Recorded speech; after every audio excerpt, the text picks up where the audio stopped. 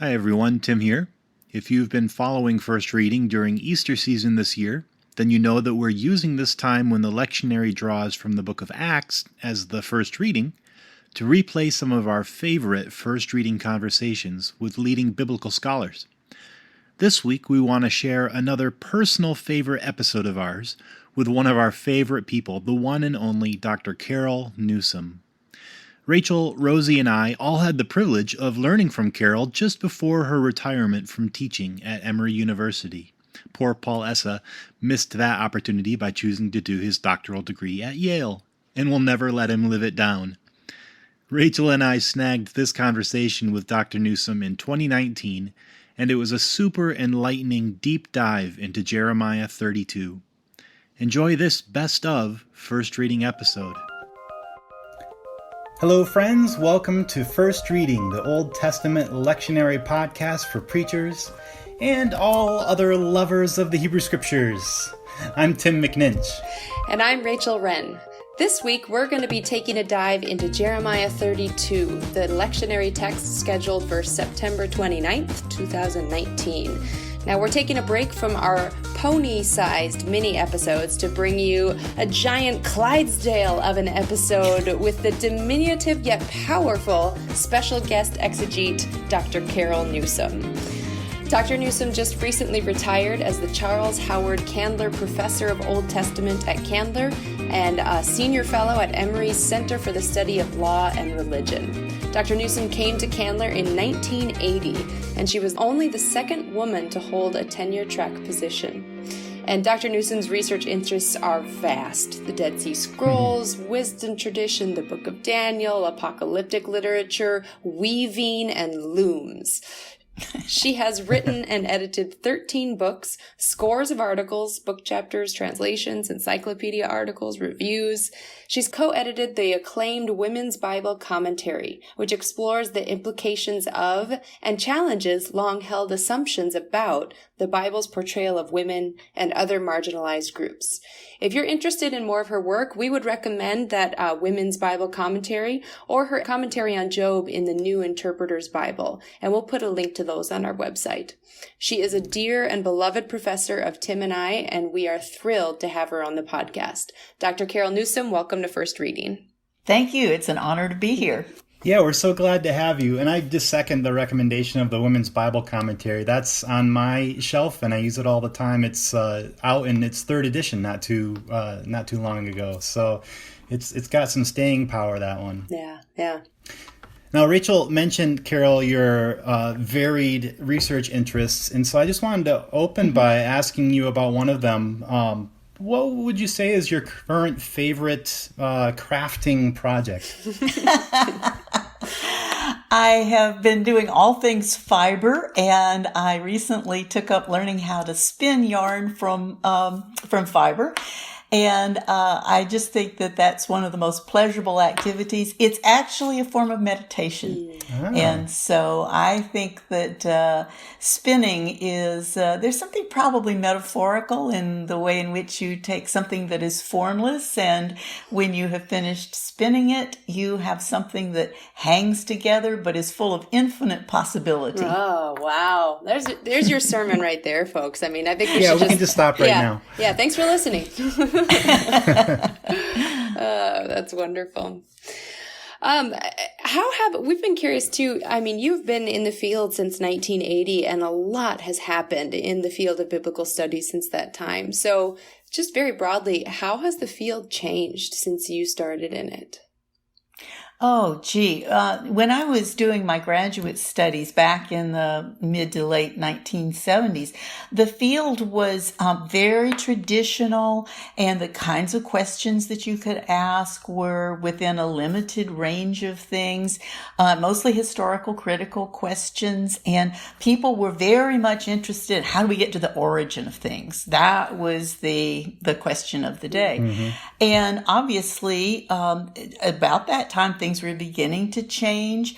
I kept challenging my professors to let me do things that were more on the literary side. And basically, I was told, we don't do that here.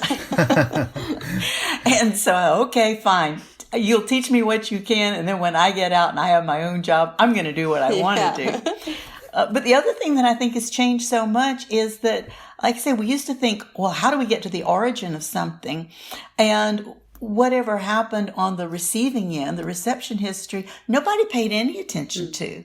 That was, again, something that our field didn't do.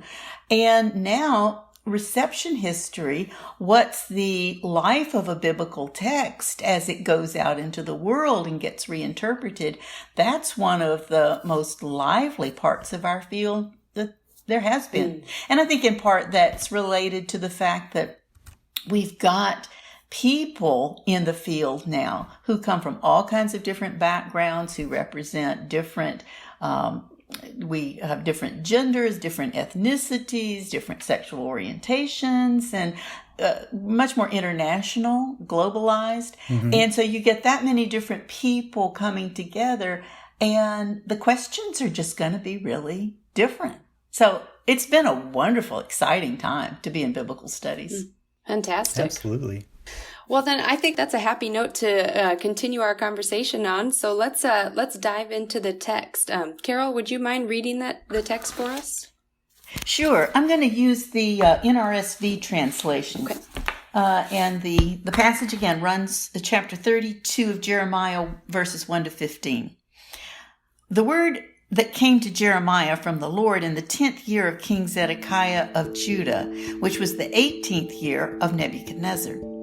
At that time, the army of the king of Babylon was besieging Jerusalem, and the prophet Jeremiah was confined in the court of the guard that was in the palace of the king of Judah, where King Zedekiah of Judah had confined him. Zedekiah had said, "Why do you prophesy and say, 'Thus says the Lord, I'm going to give this city into the hand of the king of Babylon, and he shall take it'?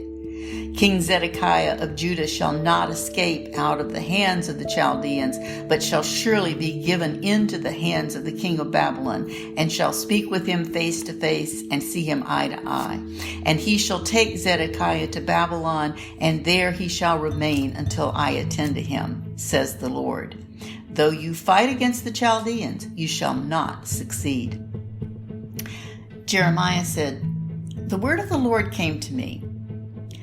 Hananel, son of your uncle Shallum, is going to come to you and say, 'Buy my field that is in Anathoth, for the right of redemption by purchase is yours.' Then my cousin Hanamel came to me in the court of the guard, in accordance with the word of the Lord, and said to me, 'Buy my field that is in Anathoth, in the land of Benjamin, for the right of possession and redemption is yours. Buy it for yourself.' Then I knew that this was the word of the Lord. And I bought the field at Anathoth from my cousin Hanamel, and weighed out the money to him, 17 shekels of silver. I signed the deed, sealed it, got witnesses, and weighed the money on scales. Then I took the sealed deed of purchase containing the terms and conditions, and the open copy. And I gave the deed of purchase to Baruch, son of Neriah, son of Maaseiah, in the presence of my cousin Hanamel, in the presence of the witnesses who signed the deed of purchase, and in the presence of all the Judeans who were sitting in the court of the guard. In their presence I charged Baruch, saying, 'Thus says the Lord of hosts, the God of Israel, take these deeds, both the sealed deed of purchase and this open deed, and put them in an earthenware jar, in order that they may last a long time. For thus says the Lord of hosts, the God of Israel, houses and fields and vineyards shall again be bought in this land.'" Thanks, Carol.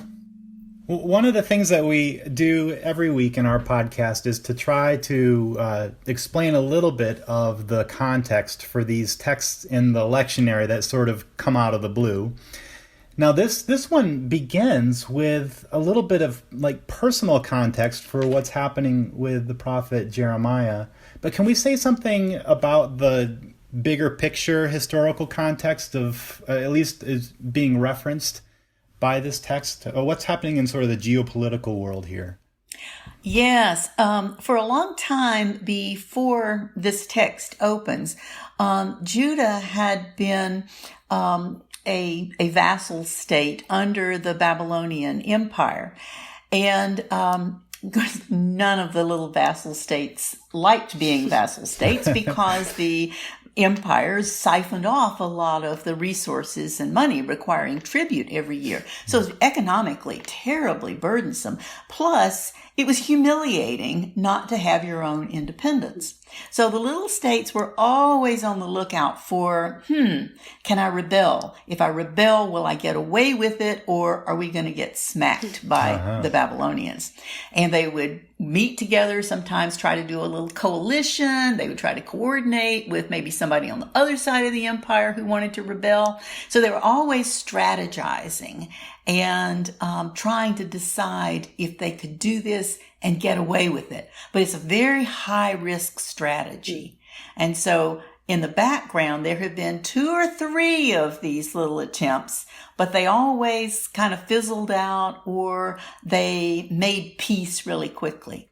But this time, the Judeans had gone into rebellion and the Babylonian army shows up. So it's serious business. It reminds me a little bit of, my kids, we don't do nap time anymore, but we do quiet time.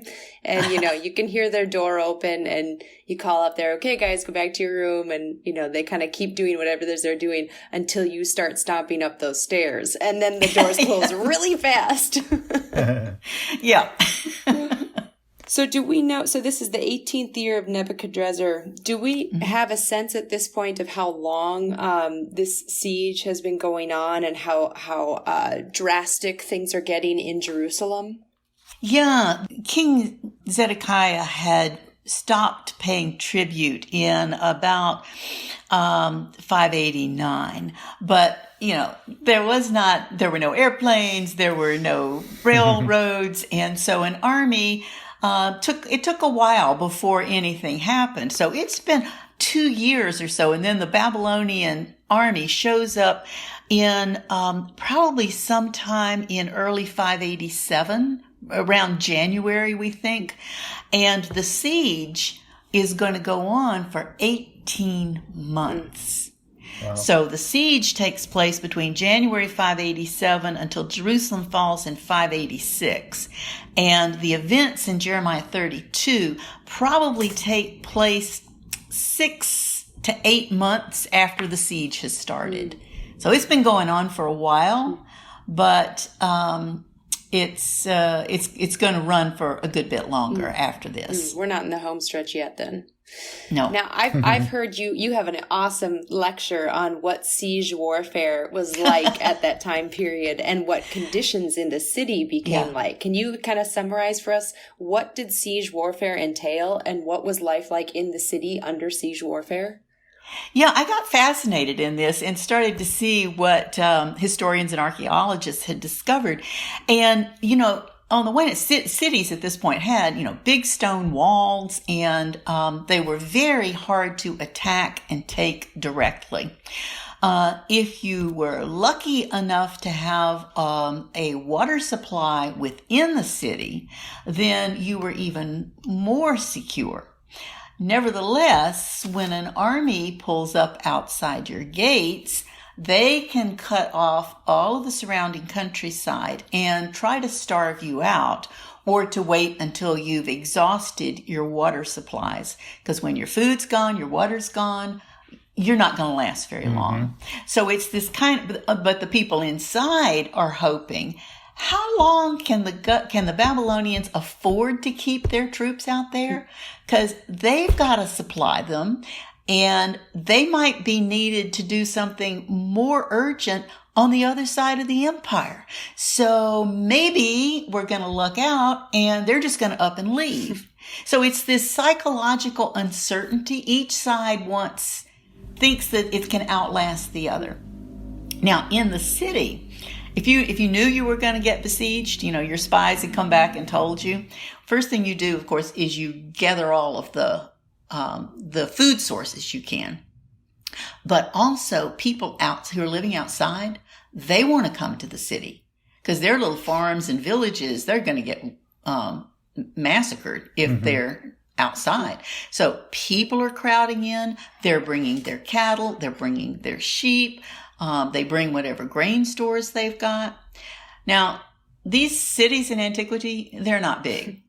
And if you bring that many people and that many cattle, etc., into the city, it gets crowded, it gets smelly, it gets unhygienic, and who's going to eat the grain, the cattle or the people? So pretty soon you start slaughtering the cattle. Mm-hmm. And so this creates this really bizarre party atmosphere in the city, because in antiquity, people maybe ate meat a couple of times a year, big festive occasion. All of a sudden, we got to slaughter all these cattle. It's, emotionally, it's like saying party time. And so that the saying that you've heard from the Bible, eat, drink, and be merry, for tomorrow we die. That's what they're talking about, is the weird psychological dynamics of those first few weeks or months in a siege, when there's abundance to eat, there's abundance to drink, but it's all under the shadow of, because we don't know what's coming tomorrow. So this is the way things begin in a siege, but then pretty soon you've eaten up the cattle and you've eaten up a lot of the grain, and there's a fascinating little passage in Ezekiel where God commands Ezekiel to take a little bit of lentils, take a little bit of rye, take a little bit of barley, and mix all of this together and make bread. Mm. And he calls it bread of siege. And, this has nothing to do with that wonderful, wholesome Ezekiel bread that you find in the grocery store. Yeah. Instead, what they're saying is, after the siege has gone on a little longer, you don't have enough of any one grain to make a loaf of bread. You are literally scraping the bottom of the barrel to try to get a little of this, a little of that, and make something to eat out of it. Mm-hmm. So this is what's happening several months into the siege. People are getting nervous, and they're also getting on each other's nerves. And part of the city says, we really need to surrender and just see if we can negotiate our way out of this. And the other side is saying, you're crazy. They're going to kill us. Our only hope is to resist to the end and hope that we can be saved that way. So people start fighting with each other inside the city. It reminds me a little bit of when the power goes out and all of a sudden, it's time to eat whatever's in the fridge. It's not going to last, so eat, drink, and be merry. That's right. But then if it goes on for 2 weeks, you got problems. That's right.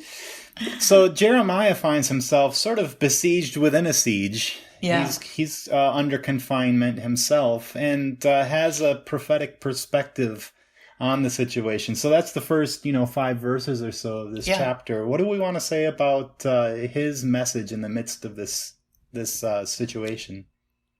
Yeah, Jeremiah is kind of what a lot of people would have called a traitor. Because his the word of God that he insisted he was commissioned to bring was surrender to the Babylonians. And that does not go over well to all of those people who thought they had entered into this rebellion because they thought that they were intended to be a free and sovereign people, that they were to resist the imperial power of Babylon, that they were also in some sense thinking that was what it meant if Yahweh was sovereign, is that they should be sovereign. And here comes Jeremiah saying, no, actually, the word from God is surrender to the Babylonians. And in one passage, a few chapters earlier, chapter 27, Jeremiah comes out and he says, no, the word that God that came to me was God had decided, for reasons known only to God, that Nebuchadnezzar is going to be the overlord. And your job is to submit. And if you go into rebellion, you're rebelling against God.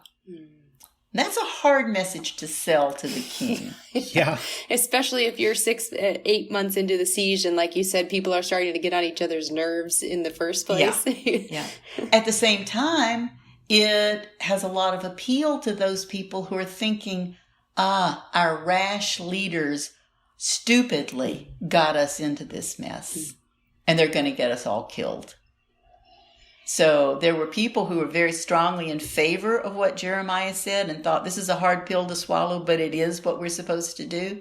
And those who thought he was simply being a traitor. Well, and I find it so interesting that the RCL cuts that section out of this passage, because in some ways it's essential to understanding it, because what comes further, and we'll talk about this later, but what comes further is a word of hope and restoration. But they cut out the whole part about, being divided and being sent away. And I thought, well, what does it mean that vineyards are going to be planted and purchased when they're already being planted and purchased? You need that part of the story to understand the rest of the text. Yeah, you do. And if you just look at those 3 or 4 verses in there, they're very awkward, and they really read like, oh, and before all of this happened, let me tell you. Mm-hmm. So it is kind of background that's filling us in on the dynamics. And so I guess they leave it out because they notice that literarily it seems to interrupt the story. But I agree with you completely. If we don't know that background, we don't get the point of the story. That what Jeremiah, the word that Jeremiah gets from God in this passage only has its power in light of this previous message of surrender. Exactly. Now, where the RCL wants us to pick up is when the word of the Lord comes to Jeremiah and does this foretelling of something that's about to happen. And when you ask people, what does it mean to be a prophet, or what is prophecy, you often hear that word, foretelling. It's telling the future. But can you flesh out for us a little bit, how common is this sort of prophetic foretelling in the Bible itself? Oh, not at all. Yeah. No, it's very rare. And in this one, and of course, there's not that much of a time gap, apparently, between the time in which the word of the Lord says, this is going to happen. Yeah. And then all of a sudden, here comes his cousin who shows up and lo and behold, says this thing. And we have no idea why the story gets told exactly this way, but it may be that what we have here is an actual event from Jeremiah's experience, that his cousin shows up and he says, buy my field. And we'll talk about that in a minute, why this would be an odd thing to happen at this moment. But it may be that what Jeremiah, then the way the text is asking us to see, is that this is such a bizarre thing to happen. And so there's this presentiment that, look, something weird is about to happen to you. Something weird happens. And so Jeremiah is plumbing for, what's the significance in this? Mm-hmm. And it's that sense of, wow, there is something significant about this that's worth thinking about, meditating on. And it has to do with, how does this get connected with the theme of hope? Yeah, it's almost like if this hadn't been pre-told to Jeremiah, when it happened, he might have just blown it off. Like, there's more important things to be worrying about right now. But because he had been told by the Lord beforehand, then he knows, I should pay attention to this. Yeah, because, think about the situation. This is how weird this is. The guy comes up and he says, I'd like to sell you a piece of property. Okay, what do you think the market value of property is when the Babylonians are in the neighborhood just about to lay waste to everything and take it for themselves, undoubtedly, and probably massacre large proportions of the population? This is not a good real estate investment. And that's what makes it so weird. Yeah, everybody's got a cousin like that, right? Yes, right. And nobody in their right mind would buy that property. And they're going to get into this debate. Well, wait a minute. You're the family member who's obligated to do this. It's your responsibility. But I would say at that point, no, all bets are off. That pertains to normal times. These are not normal times. Mm-hmm. So the weirdness of this, I think, is that as just an ordinary real estate transaction, doesn't make sense. And therefore, Jeremiah looks at it as, in some sense, a sign or a symbol. So this real estate transaction becomes the heart of this passage in all of its odd detail.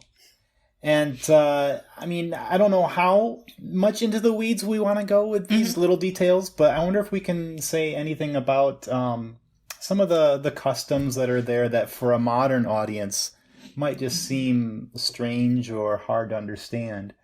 Are there a few that we can pick out and explain a little bit about? Well, yeah. One thing that I think we do have to look at is that whole notion of keeping property within the family.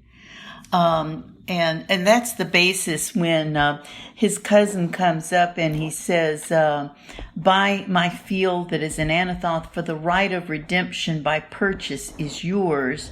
And again, he says, buy my field, for the right of possession and redemption is yours. Buy it for yourself. In the ancient Israelite society, land was tied to families. Now, you could sell it to outsiders, but that was considered something you only did in extreme situations. Because that was your patrimony, that was your heritage, your inheritance. And to sell it outside the family was really to begin to dissolve your family. Therefore, the next of kin had an obligation. If you had to sell, then somebody in the family was supposed to buy it. And then eventually, if you were able, you could purchase it back again. But it stayed in the family that way. And we remember the story of Ruth and Naomi and Boaz. And right. Naomi has this field to sell. And so Boaz and this other man whose name is not mentioned are debating in chapter 4. Okay, which one of us is the one that has the right of redemption? And Boaz finally pulls a fast one and says, and by the way, I'm going to marry Ruth. And the man who had the first option says, okay, fine, you take the total package. I don't want the wife. So it's against that background that Jeremiah is being approached to buy this land. Now, you might say, wait a minute, the whole message that Jeremiah has been giving is that Babylon's going to take over everything. And so what does it mean to continue that notion of buying land? If there's, quote, not going to be a future, why do it? And I think that starts to bring us toward the heart of this passage. Is there a future? Well, and Jeremiah, like when I think one of the things about Jeremiah that's so interesting is when he goes for something, he goes all in. That's just all over the whole text, and it's no different here. He buys out the land, he weighs out the money, he writes the deed, seals it, has it witnessed. Of course, this is actually one of the most detailed pieces of information we've got on how real estate transactions were carried out. But what strikes me about this is the normalcy of it. There's no haste in this. There's no cutting corners. This is honoring every step in the process. If you've ever bought a house, you know how many documents you have to sign. Oh my gosh, it's unending. Well, the formality, the ritual, it's all recorded here. And I think that's our first hint toward where the passage is going. Because we are just about to enter into a period when everything normal is going to be destroyed. When life as usual, the king's presence, the temple's presence, our presence in the land, all of that is about to be lost. So this is that little moment which starts to talk about Jeremiah is doing things as though everything was normal. What does it mean then, that juxtaposition between now it's normal, soon it's not going to be? And then at the end, the one thing that's not normal in this passage after he's gone through all of this detail, and he has Baruch take this sealed deed and put it in an earthenware jar in order that it may last for a long time. That's not normal. Mm-hmm. That's not what you ordinarily do. And instead, that's a gesture toward the fact that, no, things are not going to be normal for a long, long time. On the other side of it, though, why it's so important to protect that deed is that somewhere in the future, life, ordinary life of buying and selling, life of planting and harvesting, life of raising families, that is going to return again, but not for a long, long time. I love that idea of the slowness of this passage. I hadn't really picked up on it when I read it, but in part, I think because it's so slow, you kind of like start to speed up your reading. Like, okay, this is the boring part, like genealogies or something like that. But when you really do sit with that for a bit, it's almost like a movement of, I'm not quite sure what to call it, but like embodied resistance or embodied hope, where Jeremiah is enacting hope in himself by going through the normal everyday things you're supposed to do. He is actually like, it's almost a sign act of hope that he does it this way. And that just could be a really interesting thing to run with as a preacher, of the ways that we embody hope in our very, bodies during times when we know hope is hard to come by.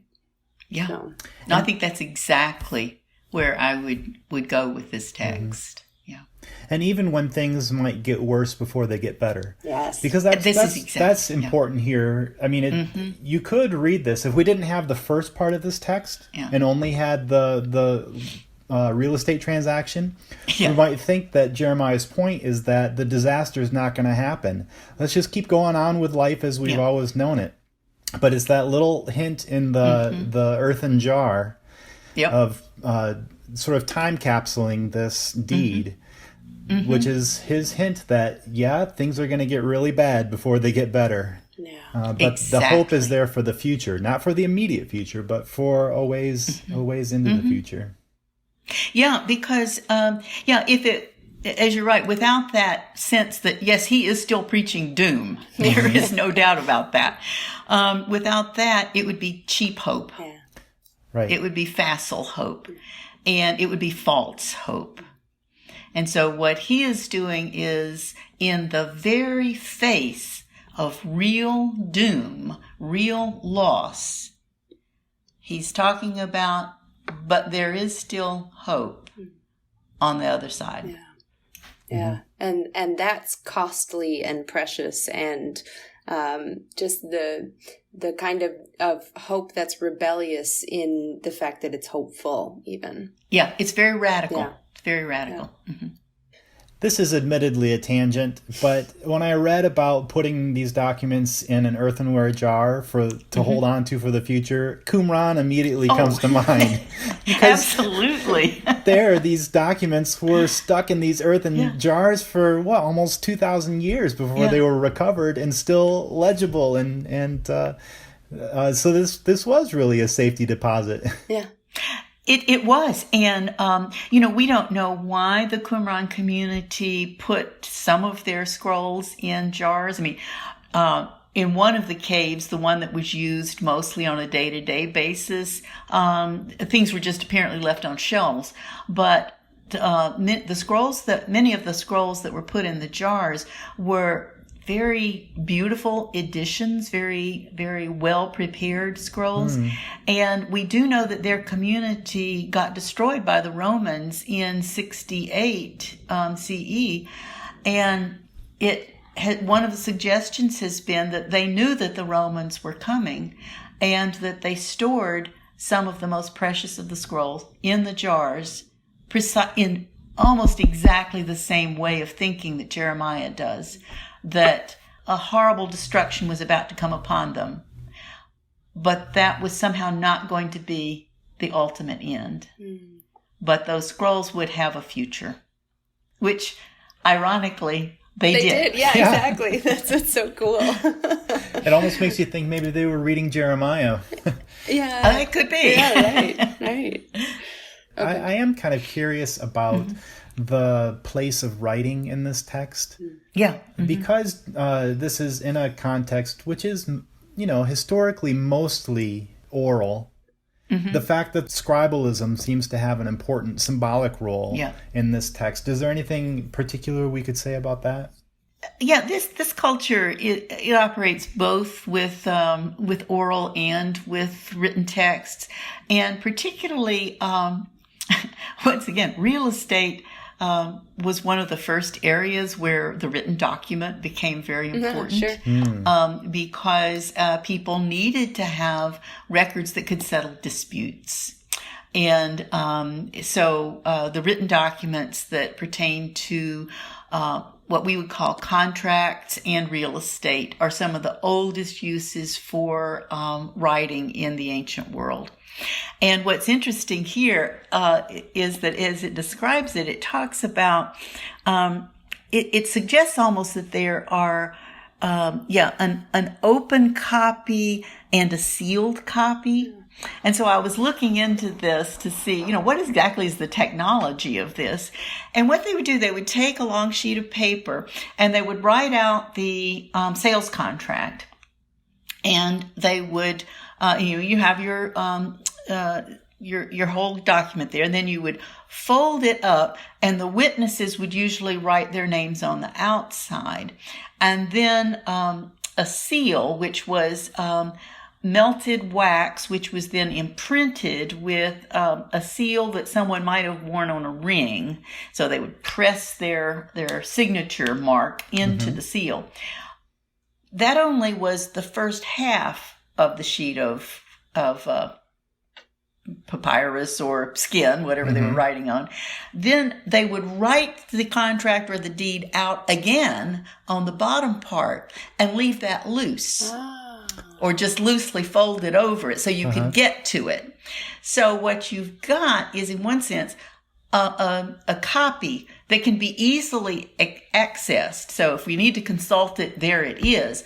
But the notarized copy, if you will, the one that's sealed with the witness names on it, it's still there and preserved.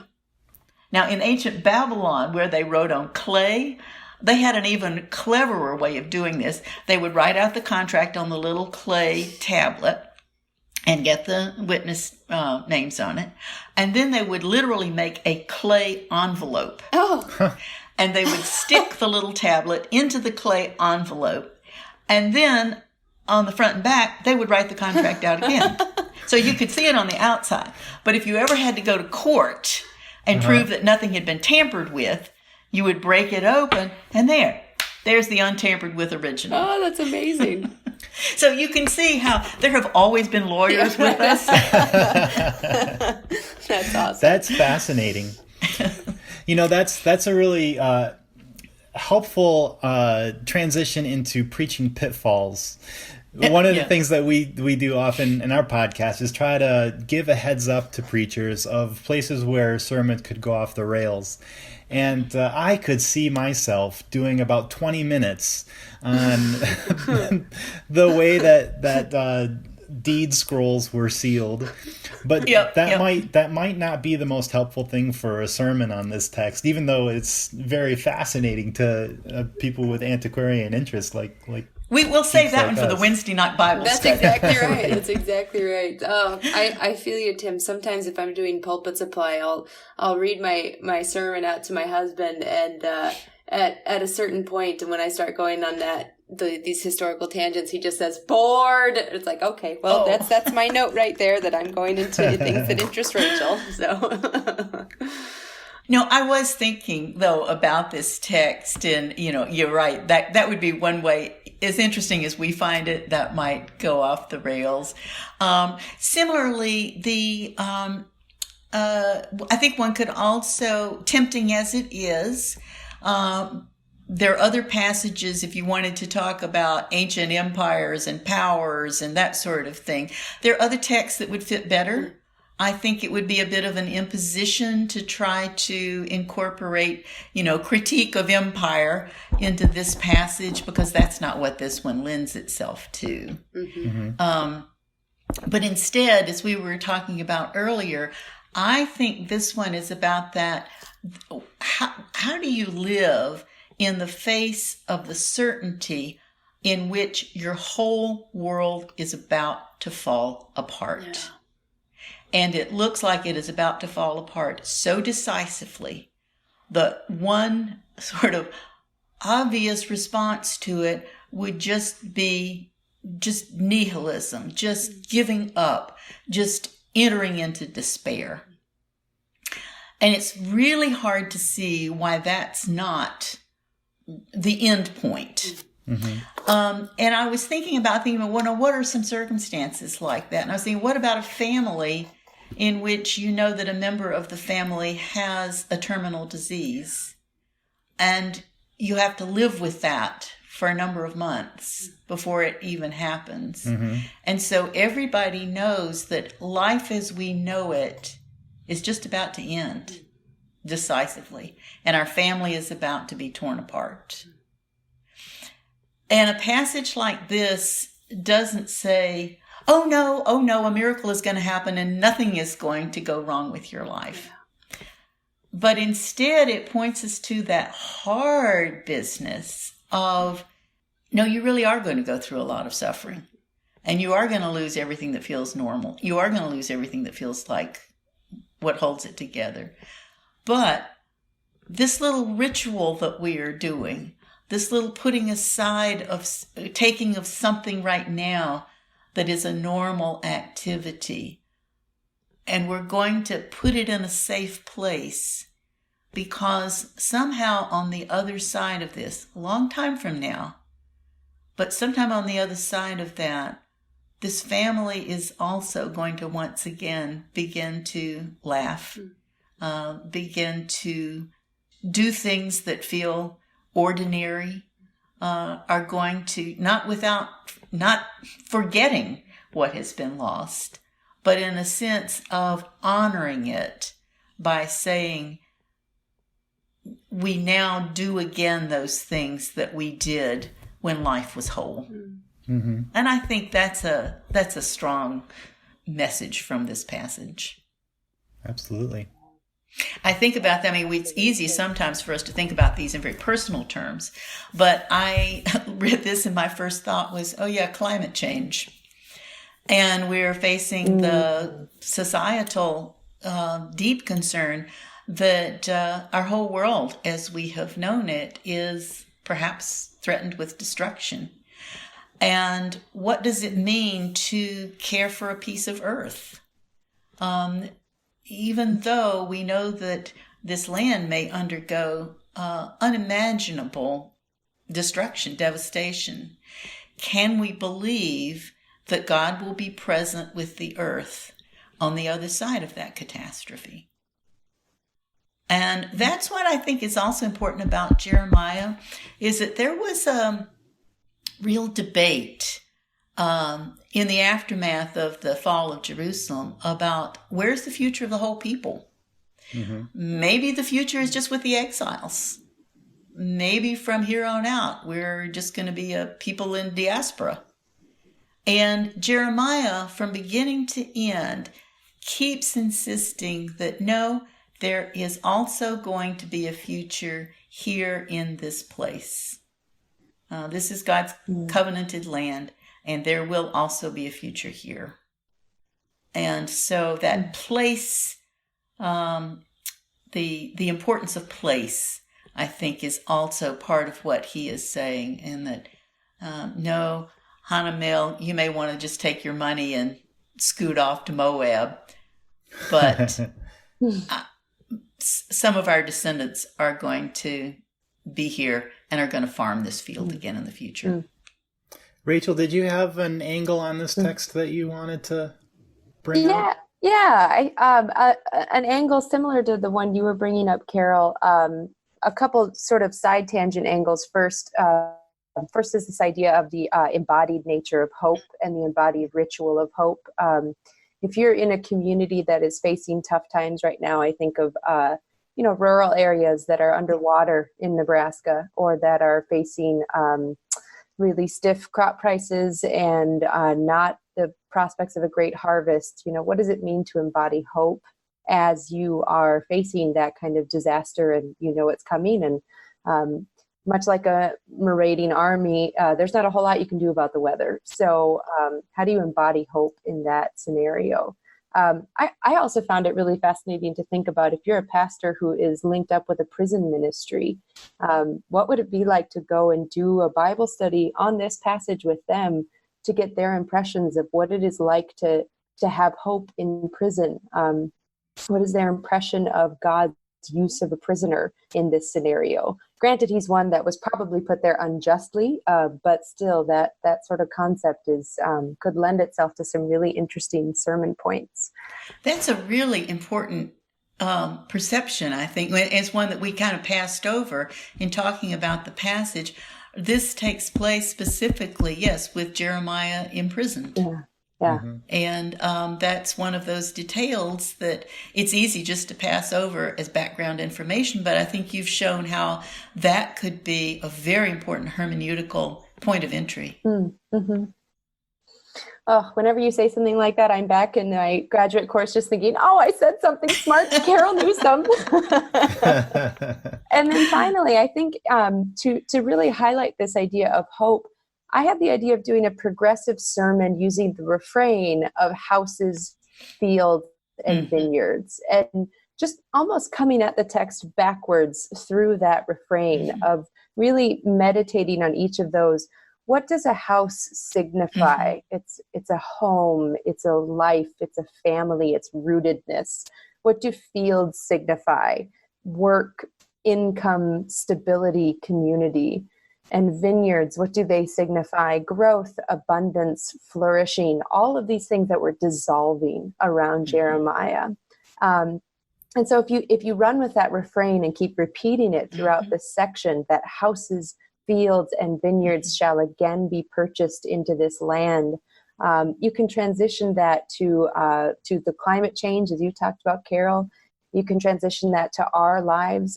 What does it mean for God to promise that rootedness, stability, and flourishing will return even in the face of sure disaster? So that's how I was coming at it. How about you, Tim? Yeah, I was thinking about this in quite similar terms as the two of you. I guess maybe what I would add to the conversation, I started thinking about the bad investments in our world. The way that these people understood their covenant with God to be about land and about the preservation of land among their families. There are things that God has called church communities to, which are kind of their inheritance, their vocation, generation after generation. And some of those things may involve what seem to be intractable social problems, whether it's working against poverty, climate crisis issues like we were talking about, perhaps the struggles of immigrants in your community, or dealing with racial violence. These things that seem like they very well may get worse before they get better. Mm-hmm. And yet this is the kind of passage that speaks against giving up, against despair. Not that everything's going to be great next week, but that sometimes we're called to continue to invest ourselves, our energy, our time, even our money into things that from an outside perspective might seem like bad investments. Like we're just flushing all that stuff down the toilet. Yeah. But, God gives us a calling to invest in these things, even when it's probable that there won't be short-term gain from it. Yeah. That perhaps God is the one who will make the lasting difference, whether we get to see it in our time or not. So I thought this passage lends itself to that kind of persistent pursuit of the callings that God's given us. Yeah, especially since so much of our culture is just permeated by economic thinking about cost benefit analysis. That's right. And so that's sort of our default, and it just seems like the common sense. Mm-hmm. And this is, yeah, you were saying this is quite a challenge to that. Yeah. Well, that sounds like a wonderful place to wrap up. Carol, it was just a pleasure to have you on. Thank you so much for coming. Oh, it's been my pleasure. It's always good to have these conversations with two of my favorite people. Oh, look at that. People on the internet can't see me blushing. Yeah, right, exactly. Well, folks, we hope you enjoyed the podcast for today.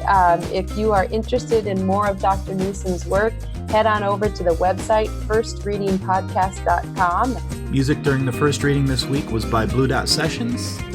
And we do encourage you, as always, to subscribe to the podcast on our website or on iTunes or wherever you get your podcasts.